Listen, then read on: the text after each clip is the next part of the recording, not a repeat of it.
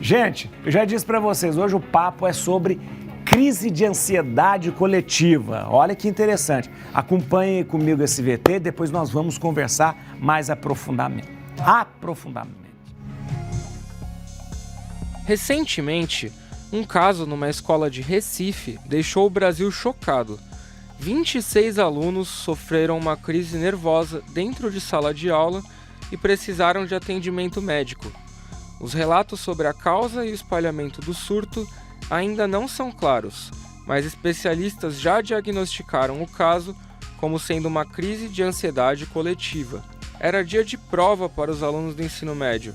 A situação começou a partir de uma estudante, que ao apresentar angústia e ansiedade, acabou gerando um efeito dominó que atingiu outros colegas. Em Jarinu, no interior de São Paulo, houve um caso parecido. Alunos do 6º e 7º anos do ensino fundamental se cortaram com lâminas de apontador de lápis. Outros alunos viram o que aconteceu e foram fazer igual. Uma professora levou o caso à direção da escola. Segundo a Secretaria de Educação, 9 crianças se automutilaram. Isso não é algo que acontece com qualquer adolescente. São jovens que muito provavelmente têm uma suscetibilidade prévia e uma fragilidade do ponto de vista emocional. O que está por trás deste comportamento contagioso entre os estudantes? Até onde os efeitos da pandemia podem ter influenciado a fragilidade emocional destes jovens? Acompanhe o nosso papo de hoje para entender melhor. Muito bem, a gente está aqui na Rede Vida de televisão. Eu estou recebendo aqui, olha, duas pessoas maravilhosas. Caio Moura, psicólogo, neuropsicólogo. Muito obrigado pela sua presença aqui. Estou muito feliz de você ter vindo aqui para a gente conversar sobre esse assunto. Seja bem-vindo, viu? Obrigado, eu que agradeço o convite. E eu estou recebendo, olha, a Isabela Berenger. Isso. Nome chique demais. É? Isabela Berenger de Amorim Santos, neuropsicopedagoga clínica. Olha aí, gente, quanta coisa interessante. Que pra gente conversar sobre a questão da crise de ansiedade e, mais especificamente, essa questão da crise de ansiedade coletiva. Mas, para começar, Caio, o que pode, de repente, deflagrar uma crise de ansiedade? Não a coletiva ainda, mas é uma crise de ansiedade. A ansiedade ela se caracteriza por uma preocupação com o futuro de modo exacerbado, então é exagerado. E traz consigo medo, tensão, incerteza. E aí, quando isso passa dos limites, pode desencadear uma crise de ansiedade, que aí é um estado mais específico e mais tenso das coisas. Então, traz reações físicas, não apenas psicológicas. Então, uma coisa é você estar num estado de ansiedade, que pode acontecer com qualquer pessoa. Outra coisa é uma crise de ansiedade, que aí você tem taquicardia. Tem aqueles sintomas. Exatamente. Pode confundir com... Tem dor no peito, então pode confundir às vezes com... nossa, tendo um infarto. Sei. Tem muitos casos de pessoas que vão para pronto atendimento e aí acham que estão tendo alguma coisa no coração, no pulmão. E aí não, quando vê, tá tudo ok com o coração, tudo ok com o pulmão, você está tendo uma crise de ansiedade. Exatamente. E essa, Isabela, essa coisa, você trabalha com essa na questão de mais na área da pedagogia, assim? Isso. Você falou que é muito coisa do futuro. Por que essa coisa entre adolescente está ficando? Porque antigamente a gente não falava que adolescente tinha ansiedade, né? Por que hoje tem tanto adolescente ansioso? Na verdade, 40% dos adultos já trazem esses sintomas antes dos 18 anos. Você tá brincando? Sim. Então, a gente fala muito sobre ansiedade na fase adulta, mas porque a gente não nota muito esses comportamentos antes. Mas eles existem? Eles existem. Que coisa! E a pandemia agravou muito isso também. Sei. Tem isso também, né? Tem isso também. Principalmente por essa questão de sermos sociais, os adolescentes, compartilhando, existe hoje esse compartilhamento muito maior. Por causa da internet? Muito maior, por causa da internet. Eu estou sentindo isso, aquilo, estou com medo.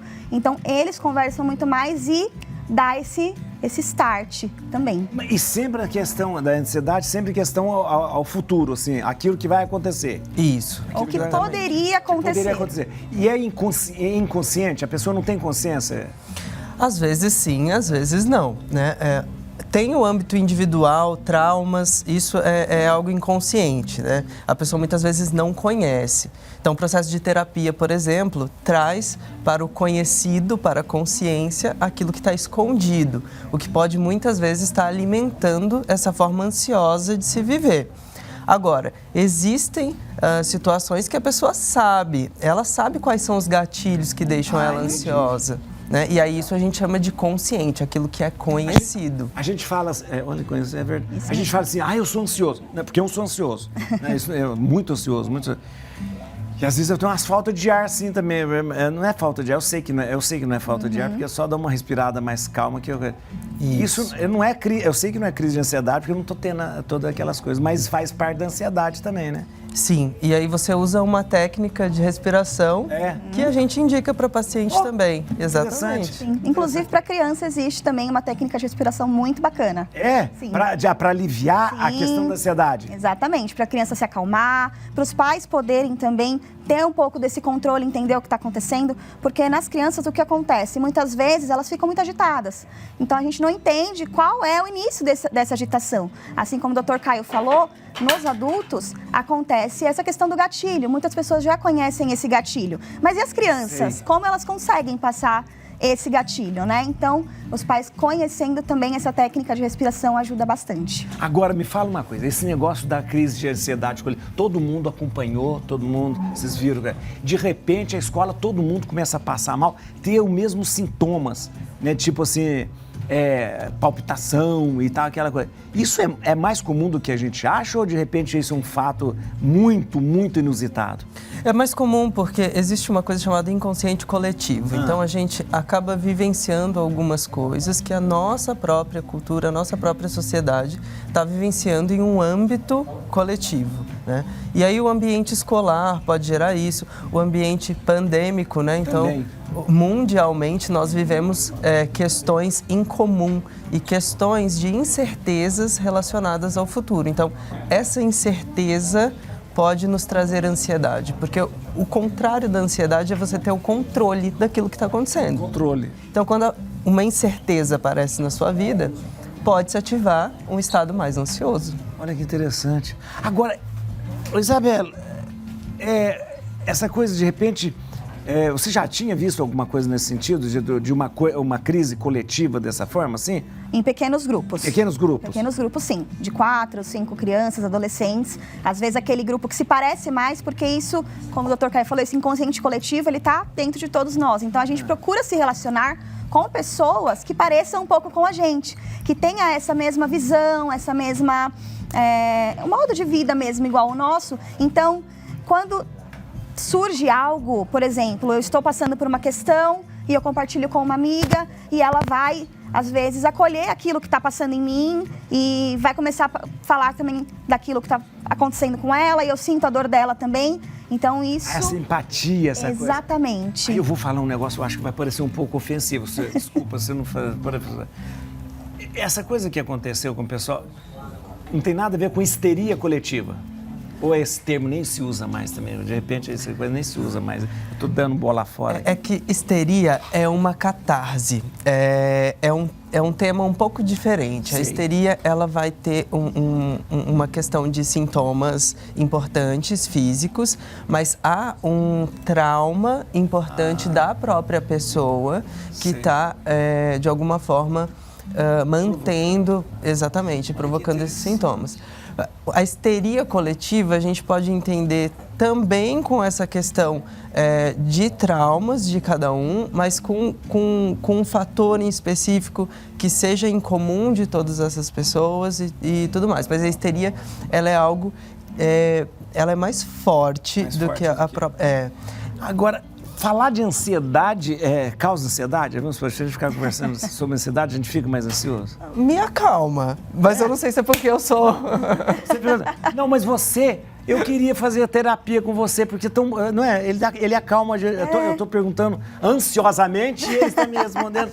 calmamente, muito bom mesmo. Olha, eu vou fazer terapia com você, porque mas você acha que de repente ficar conversando sobre ansiedade deixa a pessoa... Na verdade, eu acredito que acalme também.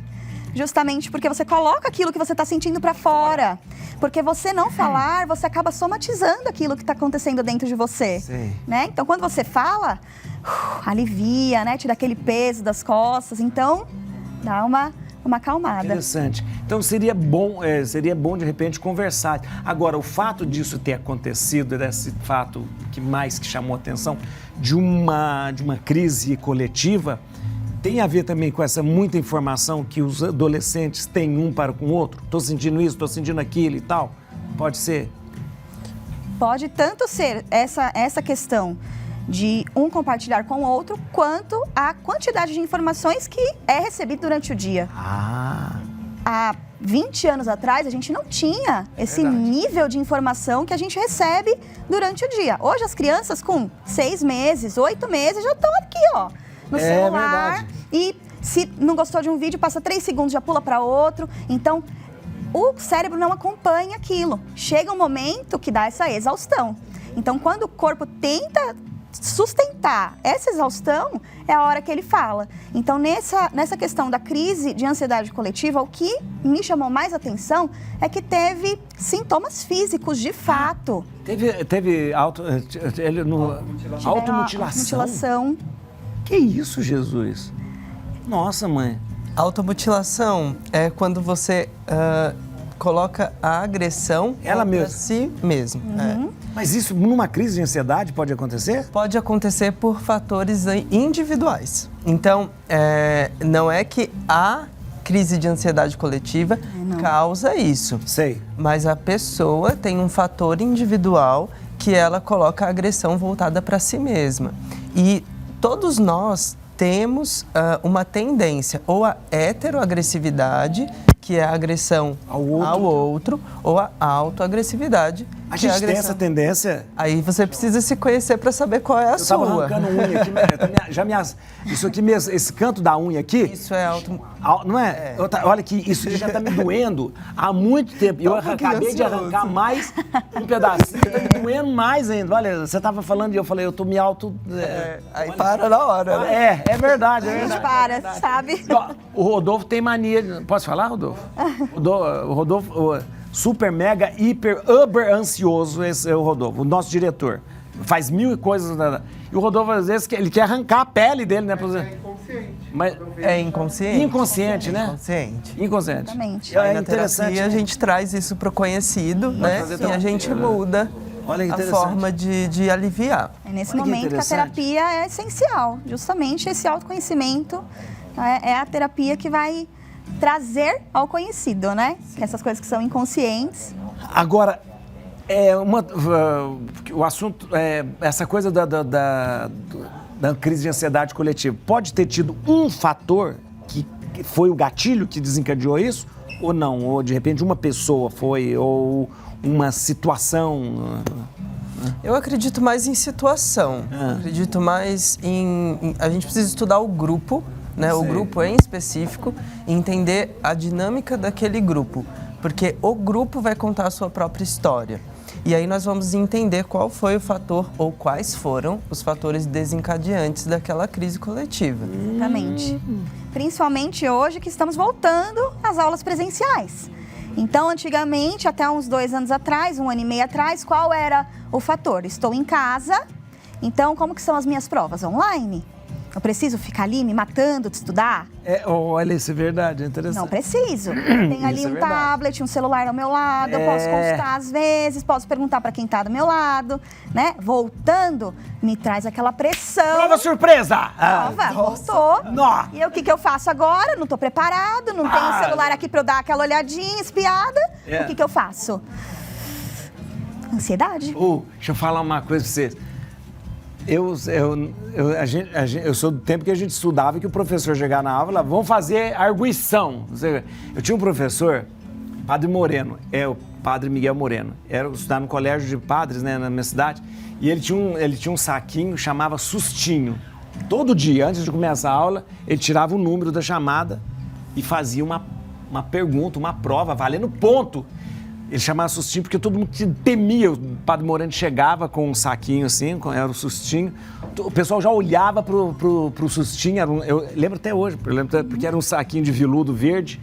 Ele tirava assim, falava o número da pessoa e fazia pergunta. Eu imagino a crise de ansiedade que todos nós passávamos naquele momento, mas a gente nunca...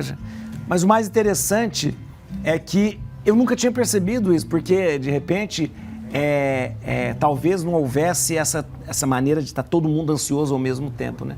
E o conhecimento, ele traz